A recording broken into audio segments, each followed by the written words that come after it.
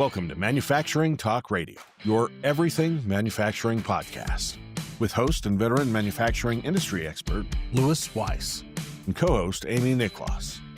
Make sure to check out our catalog of 800 previous shows on YouTube, Spotify, or wherever you're listening. Now, let's get into the episode. We've been talking about 2025 back to 2020. Let's talk about some of the things that we've talked about that may grow sooner into 2026 and see how that might aid our economy and the people and so on. So, gentlemen, 2026 is upon us.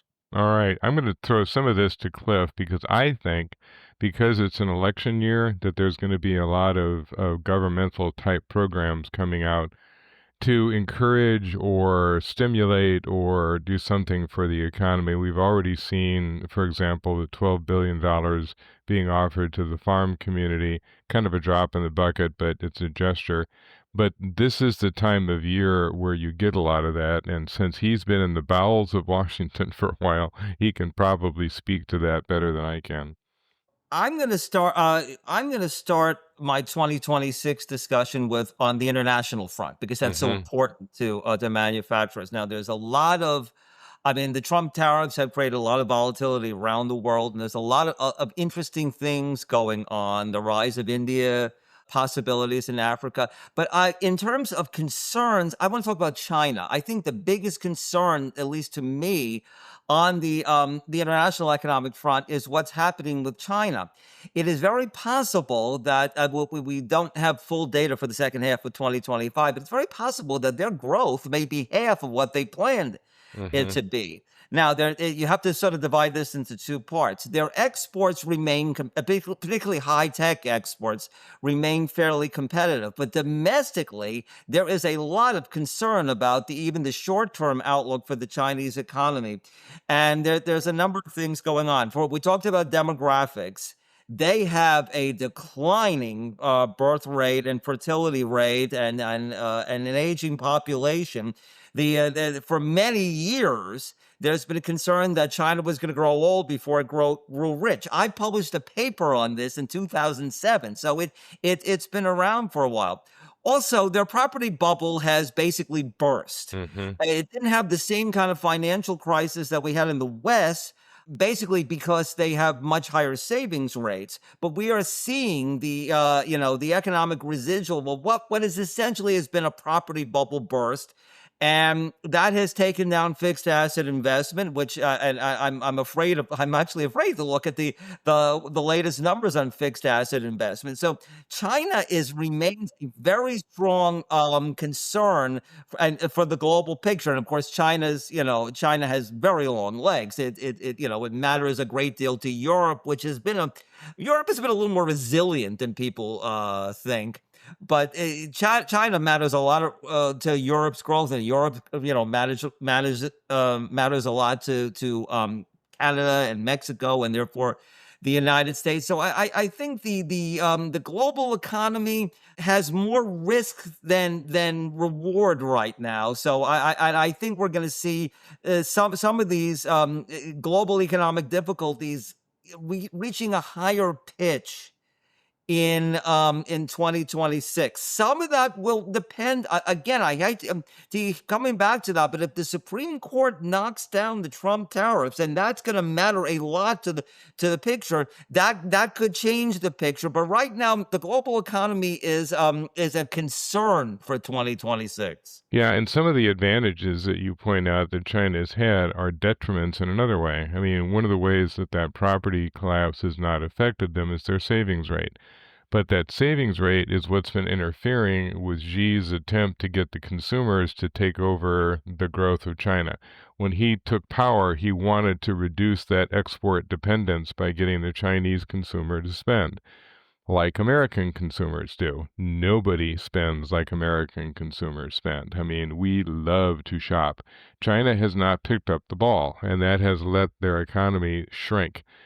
Then you look at the tariff policies, and so many of them are not just economic. I mean, tariffs have lots and lots of functions. They're generally used as negotiating tools, and you're trying to get a country to do or not do something using the tariff. And so, beginning of the year, very generous towards India. We wanted India to replace China. Then we got mad at India because they were buying oil from Russia, supporting the Ukraine war. So now India has higher tariffs than China. We put huge tariffs on Brazil, which has driven the price of copper to all-time highs, $12,000 a pound. And that's ridiculous. And is it because we're protecting China or U.S. copper production? No. It's because we don't like what the Brazilian government is doing to its previous president, who was an ally of Trump. So we've been punishing Lula, saying, quit picking on Bolsonaro. Well, that means we put tariffs on coffee and copper and chocolate and ethanol. So did it help Bolsonaro? No, he's in prison. Has it hurt U.S. copper users? Oh, yeah. I mean, these prices are outrageous. And that's the problem with tariffs. It doesn't just have one thing. It's designed to do a lot of things, but it has unforeseen circumstances. My favorite law of economics is the law of unintended consequences. So, The situation we have in this country right now with regards to copper, being that you brought it up, is that we have a serious shortage. very serious. And everything that we're doing in the new digital world and technology is about copper. Yeah. We need copper in everything that we do.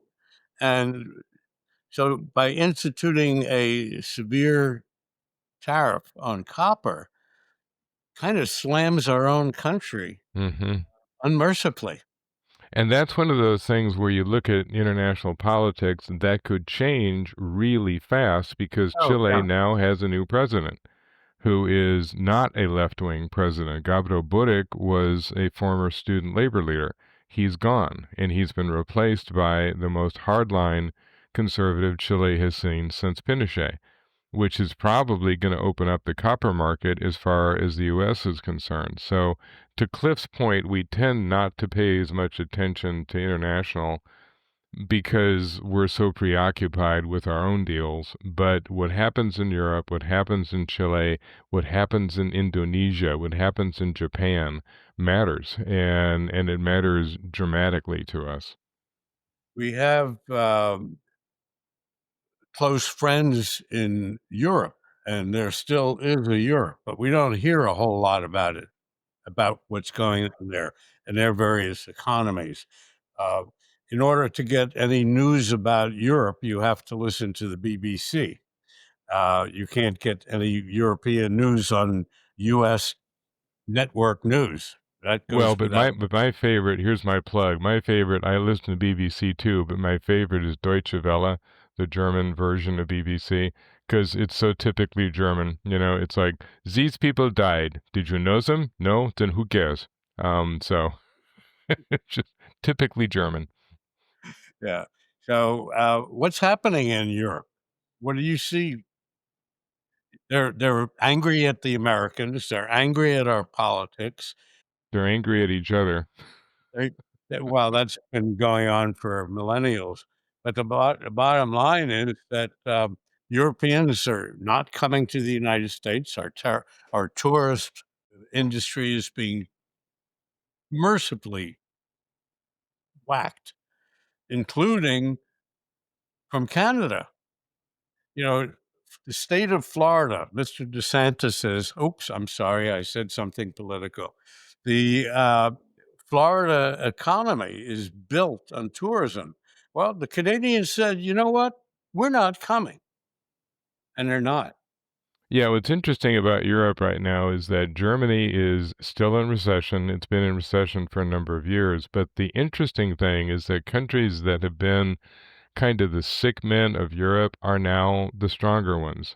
Italy, Spain, doing much better than people expected. Britain is still struggling. France is still struggling. But Europe is a lot like the US. We're seeing a lot of division depending on where you are. The Eastern European countries are kind of almost experimenting with what do we turn into as we try to transition into something. Poland is stronger than it has been. Hungary is getting weaker. So with Germany and the UK, the problems are very fundamental. They're not. It's not just a slump that they're going in and out of. They really need to rethink their economic policies. absolutely. Germany missed the boat on investing in advanced manufacturing. They really got behind that, and they got therefore competitively behind. But Lou, I mean, again, while we don't talk politics, I think to understand Europe and the economic, shock waves coming out of Europe, not shock waves, you have to think geopolitics a little bit, and therefore Ukraine matters.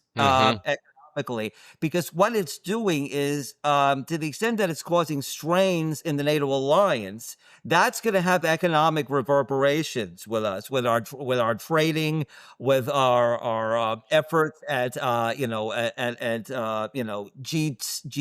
or G20 strength, and also it doesn't help that we keep. And again, I know we want to avoid politics, but it matters to economics that we keep souring our relationships that are important. And I'll give you two extremes. Canada matters a lot to our economy. They are our largest trading partner. There are millions of jobs that depend on exports to Canada. And to the extent that that is at least compromised, anywhere between compromised and threatened, that's going to matter to our jobs picture, those jobs numbers that we hopefully will keep getting on a monthly basis.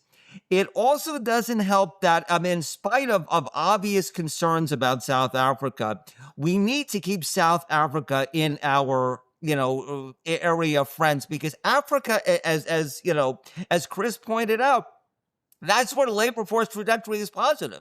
That's where manufacturers can see, positive investments from a positive labor force trajectory. So, we need to think a little smarter about our relationship, because if we keep souring on Canada, keep souring on Southern Africa, it's going to come back to haunt our manufacturing growth and eventually to our job growth. Yeah, when you talk about China and how it's going to react to its threats, they have very aggressively been developing relationships in Africa, in Latin America, in South Asia. Fortunately for us, if we can take advantage of it, the Chinese can be pretty ham-handed about getting involved with other countries. My African contacts say that China is constantly referred to as the new colonialists, that they come in and exploit the heck out of the country and then leave. But the point is, they're putting a lot of money into Africa, a lot of development in specific countries. I mean, we tend to look at Africa like it's one country. It's 47. And, some of them are very, very different. What's going on in places like Botswana and Namibia and Guyana and Guinea. I mean, there's very, very different performances. And then we start looking at our dependence on, we just tried to broker a peace in the Democratic Republic of Congo for the 85th millionth time, because they have what we want. They have cobalt, they have copper, they have uranium, they have all in the Katanga province, and that place has been fought over since time immemorial. And it will continue to be. The Canadian issue being that they are our number one trading partner, we might have to rethink our policies that we've imposed upon them and recognize that, and Canadians don't like hearing this, but they are sort of our 51st state. And I know we want to buy them, but I don't think that's going to happen.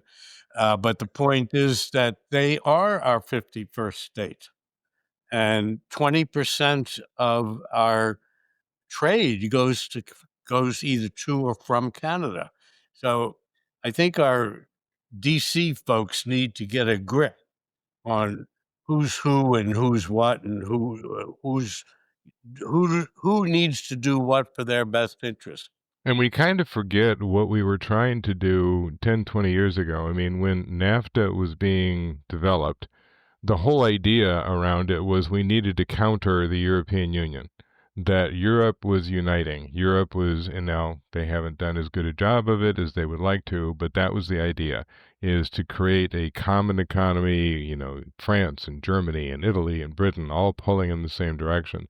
Our response was to create a North American economy. And that was working for us very well. And now we're sort of allowing it to fray, because it's not only our relationship with Canada that's strained, our relationship with Mexico is strained. And when you start looking at things like the workforce, unless we're going to suddenly change the retirement age to 96, we're going to have to recruit younger people, and they're likely to be coming from south of the border. And I have worked with a lot of companies. Polaris has an operation in Minnesota, and they have one in Monterey.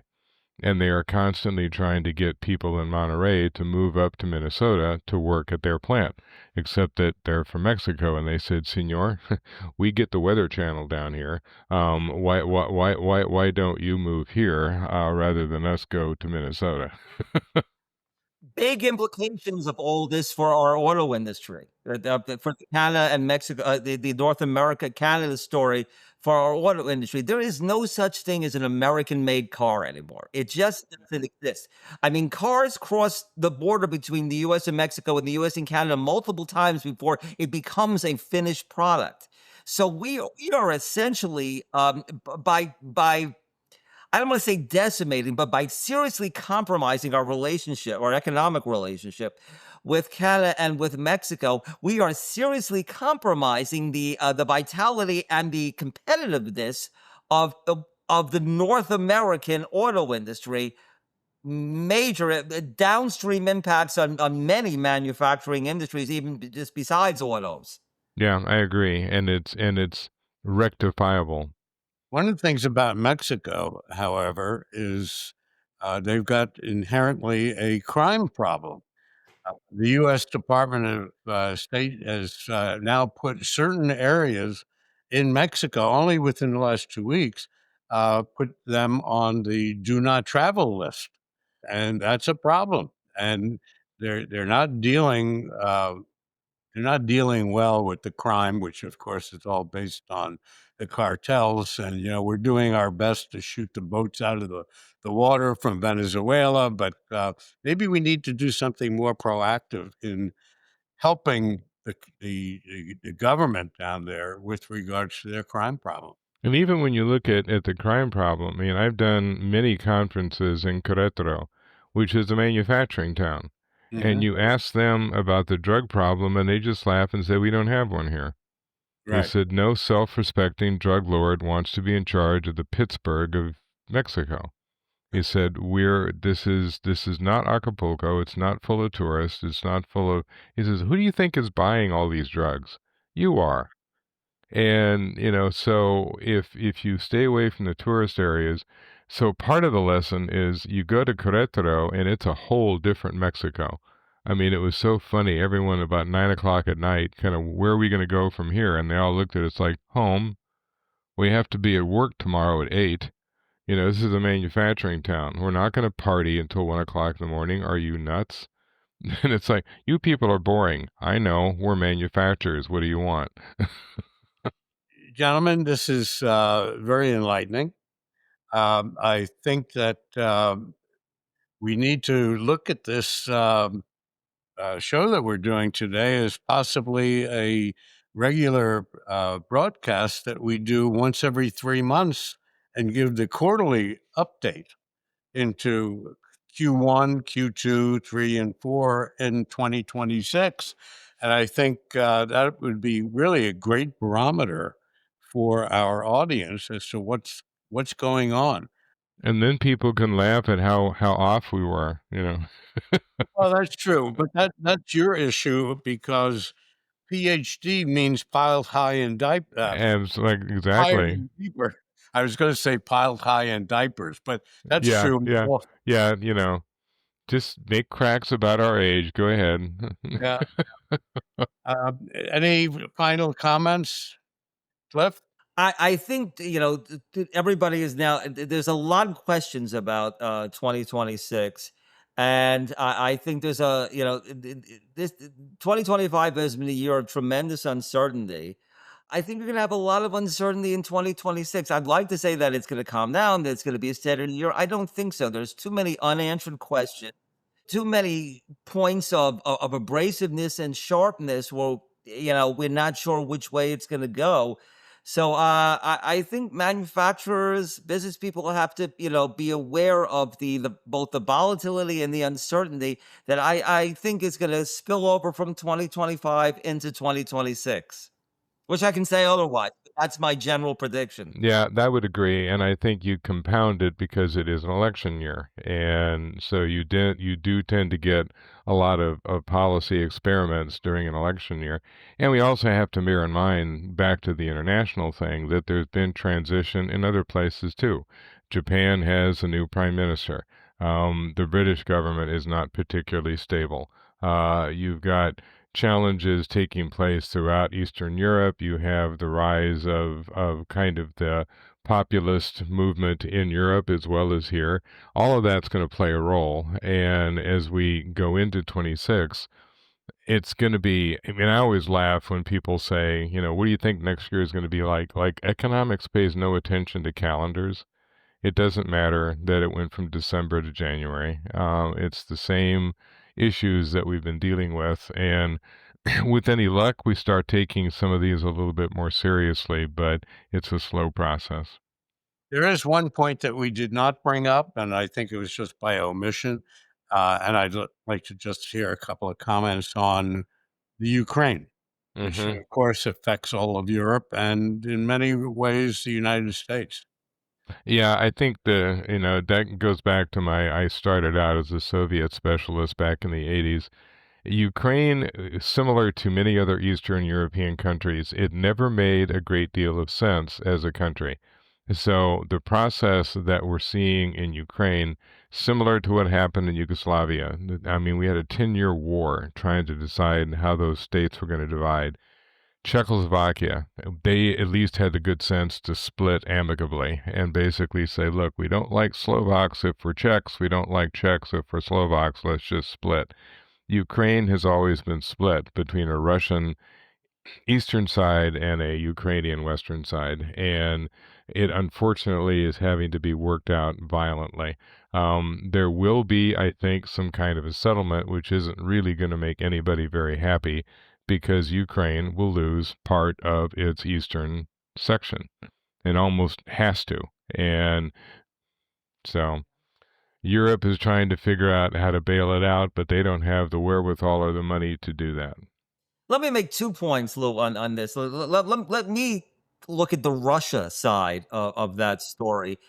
And the Russia side of that story is a testament to how difficult forecasting is, even over the long run.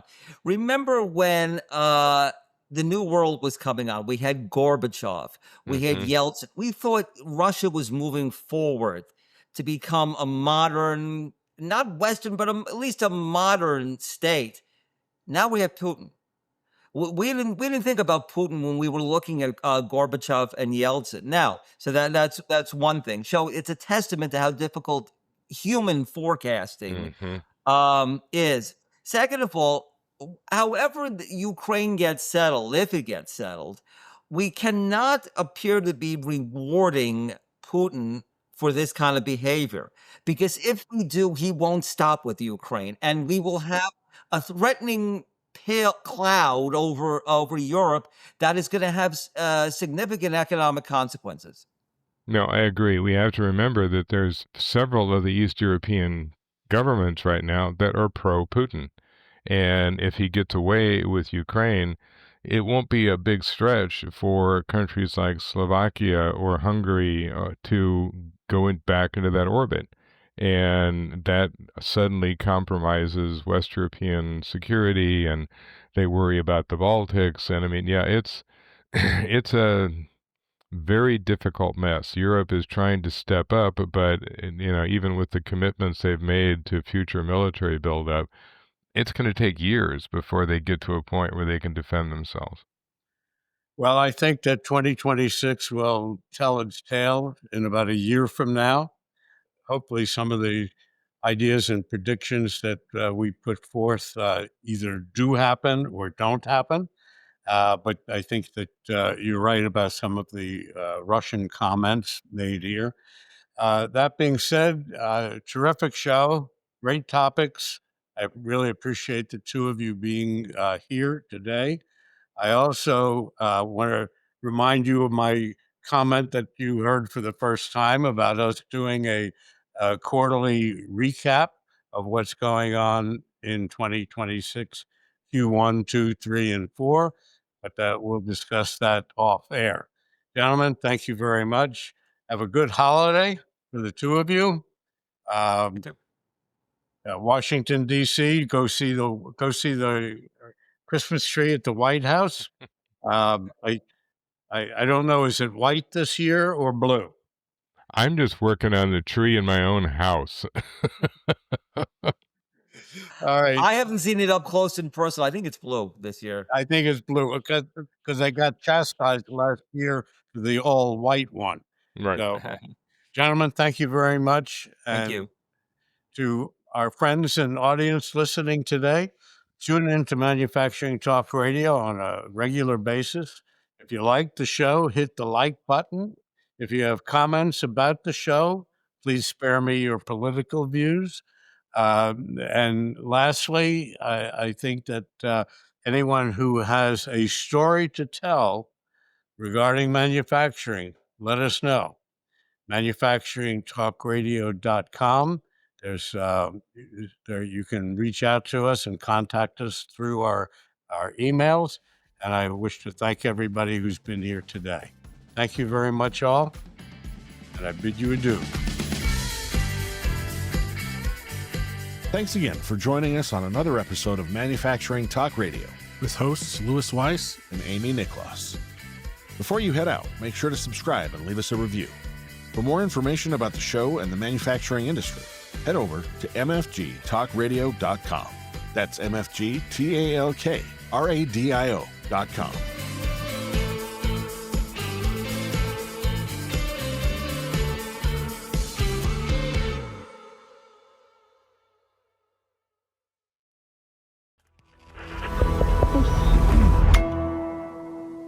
Resonate.